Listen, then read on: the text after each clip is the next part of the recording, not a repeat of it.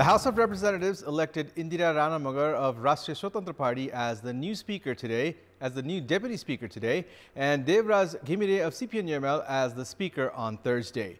With the positions of speaker and deputy speaker now decided, questions have already begun surfacing regarding the life of the ruling coalition until the presidential election, as major parties of the ruling alliance are divided regarding the election of the president, and Nepali Congress is also eyeing the post. Good evening, I'm Abhidesh Shrestha, and these are the headlines of the hour. Madhya-centered parties which had extended support to the government discontent, Janata Samajwadi, Janmat and Nagrik Unmukti parties threatened of leaving the government. Lack of trust between the Home Ministry and the police organization widens. Police complain of lack of coordination to arrest parliamentarian accused of murder. Foreign affairs experts opine Nepal should take initiatives to make SAARC active again, as the SAARC summit has not been held since 2014 due to tensions between India and Pakistan. And Sudur Pashchim province defeats Province 1 by 6 wickets to win the Women's National Cricket Tournament title for the first time. Kavita Kumar adjudged best player of the tournament. Indira Ranamagar of Rashtriya Swatantra Party has been elected the Deputy Speaker of the House of Representatives. Out of the total 275 parliamentarians, 264 cast their votes in the election of the Deputy Speaker today. One lawmaker remained neutral in the election, while 11 others were absent. Ranamagar bagged a total of 166 votes to secure the post of the Deputy Speaker. She had the support of Rashtriya Swatantra Party, CPN-UML, CPN Maoist Center, Rashtriya Prajatantra Party, Janata Samajwadi Party, Nagrik Unmukti Party and Janmat Party. Ranamagar, after being appointed the Deputy Speaker, pledged to fulfill her role as per the constitutional arrangement. Her contender, Mukta Kumari Yadav of Nepali Congress, claimed 97 votes. She had the backing of Nepali Congress, CPN Unified Socialist, Loktantrik Samajwadi Party and Rashtriya Jana Morcha. The mother-centered parties seem discontent within a month since the government formation. There are 3 mother-centered parties in the 7-party ruling alliance that have their own grievances against the government. The government, meanwhile, has remained indifferent towards the parties. This has raised doubts over the representation of the mother-centered parties in the government. Mother-centered Janata Samajwadi Party, Janmat Party and Nagrik Unmukti Party had lent their support to CPN Maoist Center Chairperson Pushpakamal Dahal to become the Prime Minister. Another mother-centered party, Loktantrik Samajwadi, had also given the vote of confidence to Premier Dahal. However, none of these parties are content with the government at the moment. Ruling alliance partner Janmat Party is discontent over being allocated the Ministry of Drinking Water. Minister Abdul Khanal of Janmat Party that has 6 seats in the parliament has taken the oath of office, however, has not assumed his duties. The party has furnished its claims for the Ministry of Trade, Commerce and Industry or to increase the number of ministerial portfolios. The party warned of leaving the government if the issue does not get resolved by tomorrow. Janata Samajwadi Party, that has 12 seats in the parliament, is not willing to join the government amid lack of consensus on power share. Janata Samajwadi Party had furnished claims for 3 ministries and the post of vice president, despite agreement between various ruling parties to allot 2 ministries to the party. Nagrik Unmukti Party, that has 4 lawmakers in the parliament, has supported the government. However, it has remained disgruntled.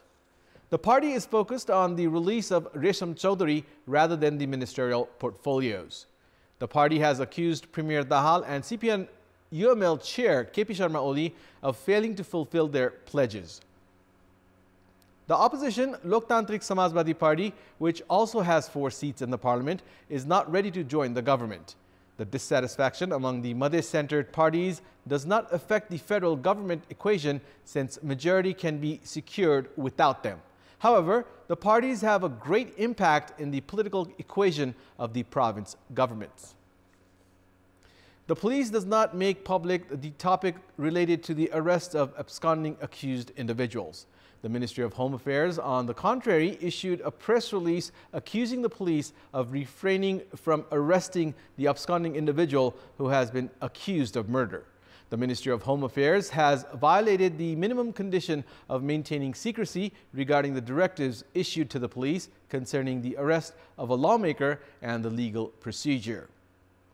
An unusual press release was issued by the Ministry of Home Affairs yesterday evening with allegations against the police department. This is the first instance where the Ministry of Home Affairs accused the police of not following verbal directive issued by the Home Minister to arrest an absconding alleged individual. The accused is a lawmaker of the House of Representatives, Lakshmi Mahato Koiri, who, along with other members of the ruling alliance, including Home Minister Ravi Lamichhane, had given the vote of confidence to the Prime Minister on 10th of January. The press release has been issued by the Home Ministry after Koiri was witnessed alongside the Home Minister during the oath-taking ceremony of the Prime Minister. The incident has raised doubts over the Home Minister's confidence in the bodies under the Home Ministry itself. According to sources, police personnel were deployed to arrest Koiri during the oath-taking ceremony of the Premier. However, the security body has expressed grievances against the Home Minister for lack of coordination. Sources of Home Ministry itself have claimed that Minister Lamichhane, along with Prime Minister Pushpakamal Dahal and CPN-UML Chair KP Sharma Oli, have never taken initiatives for the detention of Koiri. Furthermore, the issuance of the press release without advice and coordination with the Inspector General of Police has been deemed wrong by former police officials. Lawmaker Koiri has been accused of killing a police personnel who was in an ambulance on 13th of September 2015 during the Madhes movement. The District Court of Mohottari had released Koiri on bail of 100,000 rupees. However, the High Court had overturned the decision and had directed to keep him in custody. We'll take a short break here. We have more news coming up. The South Asian Association for Regional Cooperation, SAARC, which was established to extend cooperation among member nations, has been inactive since the past 9 years due to the tension between India and Pakistan. Foreign affairs experts opine that Nepal should take the initiative to make SAARC active again, as it is the current chair nation. Nepal has been the chair nation of SAARC since the 18th SAARC summit was held in Kathmandu in 2014. The SAARC summit, which should be held every 2 years, and the 19th SAARC summit was scheduled to be held in Pakistan. Nepal was supposed to hand over the chair position to Pakistan. However, the summit has not been held in the past 9 years due to the tension between India and Pakistan. Although Nepal has been urging both the nations time and again to hold the summit, they have ignored Nepal's requests. India does not seem to be interested in SAARC due to Pakistan's presence and joined Bay of Bengal Initiative for Multisectoral Technical and Economic Cooperation BIMSTEC. India has also made the Bangladesh, Bhutan, India, Nepal BBIN sub-region initiative active. It was Afghanistan's turn to take the post of the Secretary General of SAARC next month. However, none of these South Asian nations have accepted the rule of the Taliban in Afghanistan. The Foreign Ministry is now holding discussions so that the post of the Secretary General does not remain vacant in this situation. It's time now for our segment Public Pulse, where you text us with your opinion. Public Pulse. But before that, let's take a look at the results from yesterday's poll. Yesterday, we had asked you, why has the Farmers Commission remained dysfunctional even after 6 years of its formation? 52% voted for A, political intervention, 39% voted for B, no farmers in the leadership, and 18% voted for C, irrelevant commission. And here's today's question. What should be done to make SAARC active? Your options are A, end bitterness, B, improve mutual trust, and C, chair nation's initiation. The voting is on. Type NEWS, select your option A, B, or C, and send it to 34001 to share your opinion with us. We have more news coming up, but right now it's time for another short break. It's time now for the sports news. Sports news. Hundreds of football players embrace the sport with dreams of supporting their families financially and having a bright future. However, the trend of football players going abroad in search of better opportunities have intensified amid failure to sustain in the country. More than 30 football players had given up their dreams and had gone to foreign countries last year alone. Data shows that football players have been leaving the country almost every week in recent time. The regulatory body All Nepal Football Association ANFA knows about the players leaving the country only after they post their photos taken at the Tribhuvan International Airport in social media.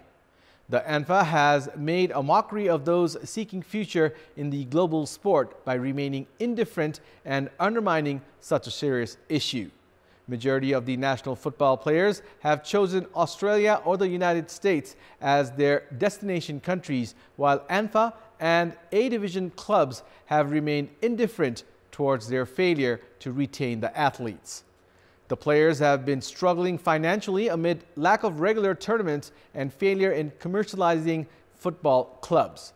The players have been compelled to go abroad seeking job opportunities after failing to make their ends meet back home. Despite the situation, ANFA has remained a silent spectator. Meanwhile, the football governing body ANFA is gearing up to increase the quota of foreign players in the upcoming A-Division League that is set to begin from 31st of January amid lack of experienced players in the country. In this context, in our Public Voice segment, today we have asked people in several provinces regarding the indifference of the concerned entities in preventing the trend of athletes going abroad seeking better opportunities. Let's take a look at what they had to say. Public Voice. मासिक तलब सँगसँगै खेल भत्ताको राम्रो व्यवस्था गर्नु पर्यो। यो main कुरा त आर्थिक स्थिति नै हो। विशेष खेल मैदानको चाहिँ सुविधा नभएको कारणले गर्दाखेरि अहिले एन्फामा चाहिँ बढी राजनीतिले हस्तक्षेप गरेको कारणले गर्दा चाहिँ पुरस्कारको पनि छैन, खेलाडीलाई भत्ता केही हुँदैन। खेल खेल्ने मैदान र अनि खेलाडी प्रशिक्षक व्यवस्था यो आवश्यक हुनु पर्यो। अन्तर्राष्ट्रिय पदक जितेका खेलाडीहरूलाई अनिवार्य रूपमा जागिरको व्यवस्था चाहिँ कर्पोरेट हाउसले गर्नुपर्छ। नेपालमा चाहिँ राम्रोलाई भन्दा बढी हाम्रोलाई चाहिँ बढी प्राथमिकता दिने कारणले चाहिँ अलिकति प्रोफेसनल तरिकाले चाहिँ काम गर्न नसकेको हो कि जस्तो।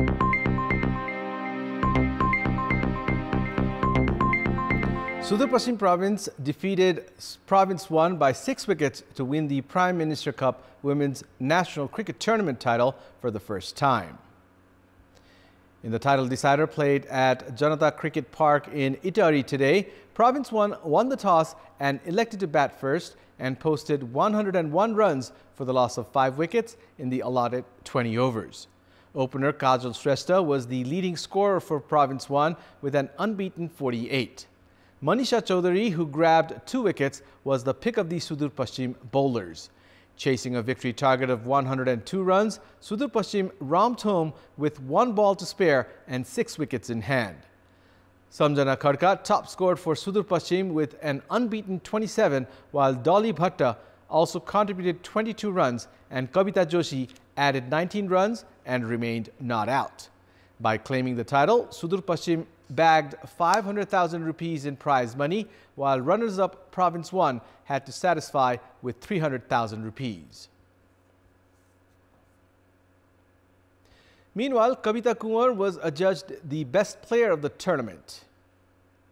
Kavita also bagged 3 personal titles of the Prime Minister Cup Women's National Cricket Tournament as well. Kavita won the Best Player, Best Batter and Sunsari Player of the Choice awards. Sudur Paschim Province players bagged all the personal titles of the tournament.